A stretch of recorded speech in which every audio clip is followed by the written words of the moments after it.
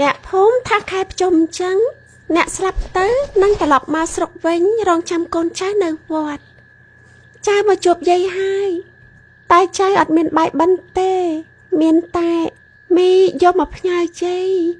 យាយចេញមកហូបមកខ្ញុំនឹកយាយ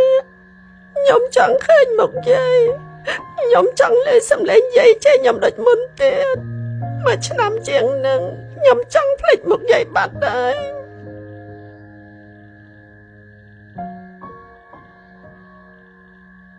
ហាមាត់មកចុះយាយបានអីហូបចាំអញស៊ីតាមក្រោយមីអូនច្រកអំបិលឲ្យយាយកន្លះគីឡូមក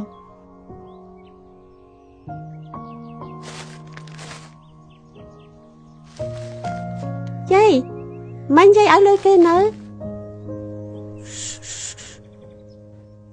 អញមិនចង់លួចគេទេតែបើមិនអញ្ចឹងជើងបាត់អីស៊ីបើក្រយ៉ាងនេះម៉ែហែងធ្វើបាបអញណាស់បើកើតហែងមកហើយរត់ទៅបាត់បើអញមិននៅបានណាអញ្ចឹងហែងយាយខ្ញុំរកក៏បានហើយ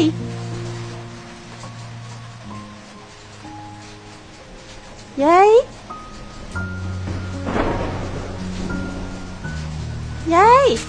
កាត់អីយាយ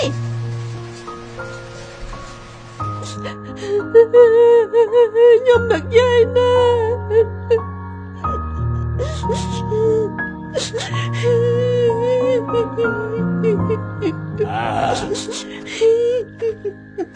យាយដឹងនេះទេចៅ